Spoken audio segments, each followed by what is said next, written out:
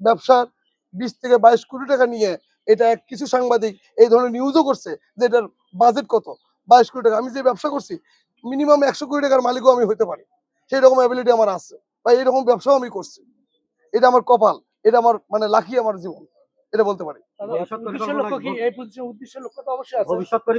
ভবিষ্যৎ পরিকল্পনা এখানে আমাদের একটা ধর্মীয় শিক্ষার একটা স্কুল হচ্ছে, গুরুকুল যেটা বলা হয়, যে আপনাদের মাদ্রাসা হয় ঠিক আমাদের হিন্দুদের গুরুকুল, এবং এখানে মেডিকেল কলেজ অ্যান্ড হসপিটাল হবে।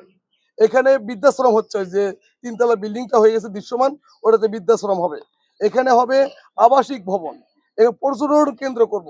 আমাদের গাইবান্ধাতে ভালো, গাইবান্ধা যে জেলার ভেতরে ভালো কোনো পর্যটন কেন্দ্র নাই। আমাদের দূর দূরান্তের বিদেশিরা যখন আসবে তখন তারা চাইবে যে পলাশবাড়ি কমরপুরে একটা পর্যটন কেন্দ্র আছে, ওই জায়গায় আমরা একটু যাই, সুন্দর একটা পর্যটন কেন্দ্র করবো, যেটা বাংলাদেশের মধ্যে এত সুন্দর পর্যটন কেন্দ্র কোথাও হবে না। সেটা আমি যদি, আপনারা যদি পাশে থাকেন তাহলে আমার দ্বারাই সম্ভব।